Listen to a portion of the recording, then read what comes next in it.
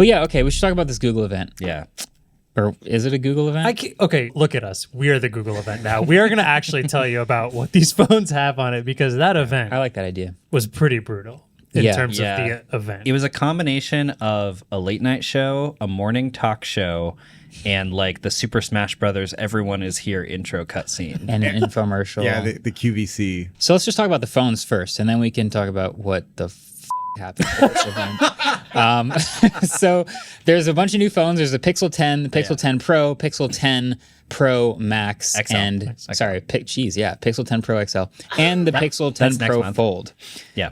Lots of really great names, easy names. They're all the same prices as last year, and frankly, there's not that much that's actually different about them. There's a couple interesting things, like the foldable now is IP68 rated. Qi 2.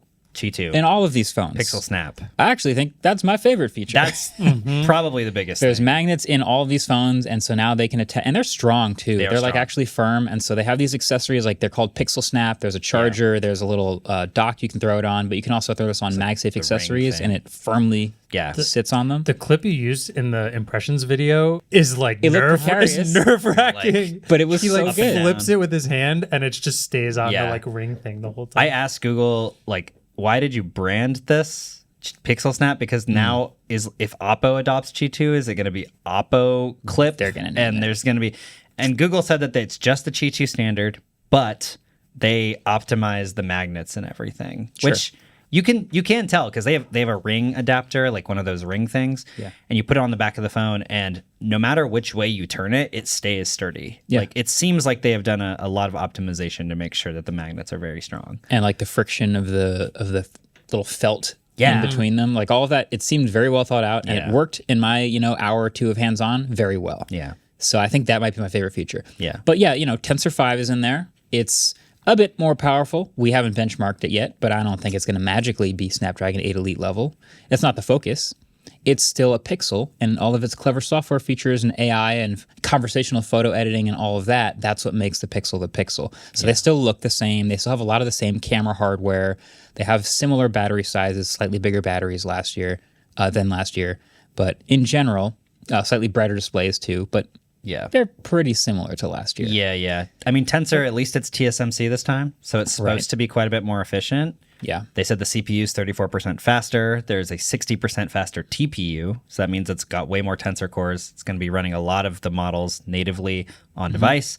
And there's a new Gemini Nano model that runs 2.6 times faster and 2x as efficiently in some use cases, they said. Yeah. Which, I don't know. This year, they're clearly leaning into a lot of the AI features that can happen natively on your phone that can sort of fetch information from other apps within the Google ecosystem. Yeah. Yeah. So if you were hoping for like 100-watt charging or a brand new 100-megapixel camera or like the most incredible display of all time or some other crazy raw horsepower stuff, it's not. They did call it the best display ever on the live stream though, which was interesting. It was like according to who? Some choice words. Yeah. Was it according to who? According to who?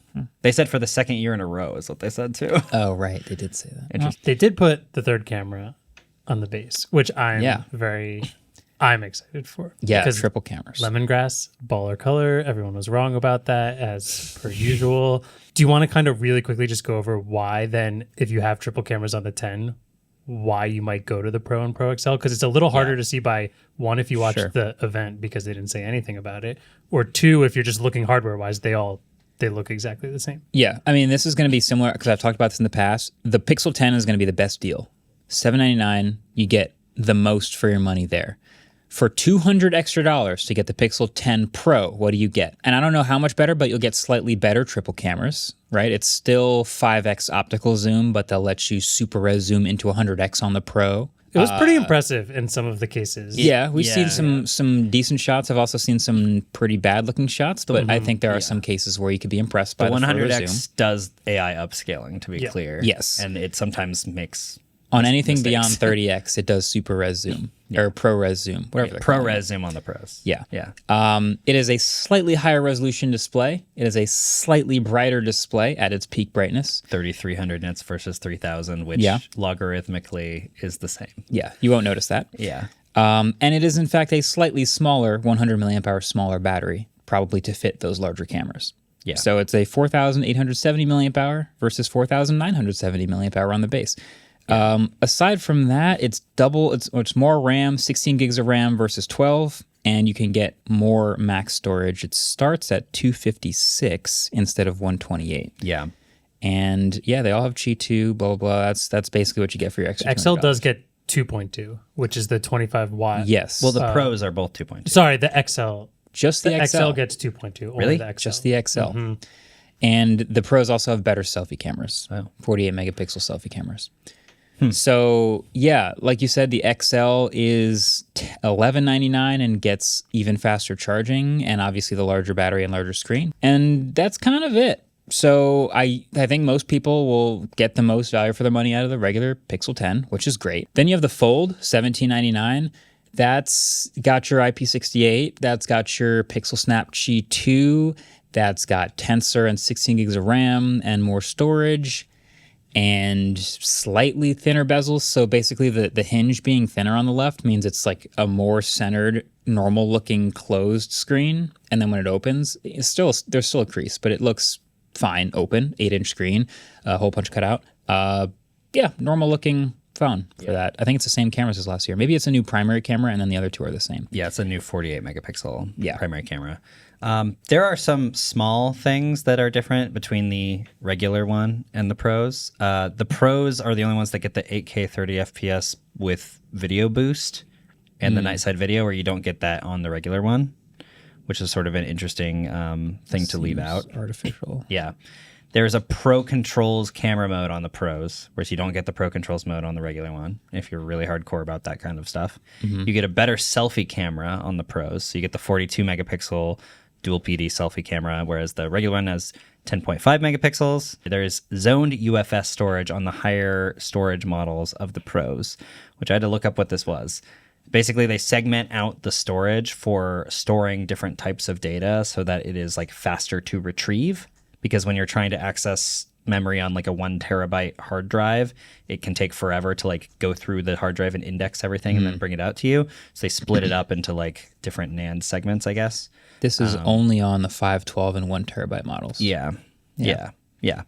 And then, technically 45 watt charging on the XL. But I don't know whether or not that's actually going to charge faster. Famously on the Galaxy S20 like Ultra, I think it technically charged at 45 watts, but in practice it was like a 1 minute faster charge. Yeah, the charging number that you see is often basically the peak number that it can achieve, which you only achieve that briefly at the very beginning of the charging curve at a few percent battery, and then it immediately drops down as it manages thermals and fills up the battery or whatever. So you might only see 45 watts for 2 seconds. Right. So we don't know. We'll test that as well. The review is in the works, as you can probably imagine. There are a couple really quick Fold updates that I want to mention, because this year the Fold is almost exactly the same as last year. And so a lot of people are going to like wonder if they should ever upgrade to this thing. And we talked about IP68, which is a big deal. But they also added Pixel Snap to that, which is interesting. And there's all these Pixel Snap accessories like we talked about, and there's a stand. And they specifically, both in the video and the keynote, and also when they came and visited and showed us them, demoed the Pixel Fold being open and being magnetized to the stand to try to like showcase how strong the magnets were. It did slouch very slightly to the left. I do remember seeing. Okay. But that's at least quite interesting in its own right, you know. It is, and how like weighted the stand is, because what David's explaining is when it's open, it's only magnetized to the right side. So now it is like hanging precariously off the side, but the stand is still standing, which obviously takes a lot of precise. You don't want a stand to be really heavy, but it still has to be able to hold it like that. Right. It was pretty impressive. I didn't see it slouching, but I wouldn't be surprised. Yeah. They also updated the Made You Look thing for kids, where they have new animations so the kids can like, you know, laugh at the... I want to actually try that, because... Yeah, you should try it. It seems like a great idea, but the amount of times I've had to like try and get Lane or my niece of like yelling and screaming the like words that they love and clapping. Like, I can't imagine a silly little fish on the screen is going to be better than the 20 parents like basically begging the kid to just look at it. I would love to try it, because it's seeing as it's Google, and they had it last year on their phone. They had an opportunity to kill this feature or double down on it, and they doubled down on it. They added more faces. Well, I think it is a perfect thing to play at like a T-Mobile store, and a parent sees it, is like, oh, my kid will finally look at the camera every time. That is a great, that's going to work perfectly. Let's buy it and then see it. Maybe, I don't know. I want to try it. If I get a fold, I'll. Yeah. And then there are a couple more features that are actually taking advantage of the opening screen, which is nice. There's the new camera app, which when you take a photo, it shows the photo you just took on the left. And it has this dynamic stacking feature where when you take more photos, it kind of like moves the photo in and it stacks them on top of each other. So you can see the whole photo roll, which is nice. Instant shot, I think is what they're calling it. Instant shot. And then they now say that you can drag and drop images and links from like one app to another by holding and dropping. It didn't work in our demo, but they were confused why it didn't work. So hopefully that bug is fixed by the time it launches.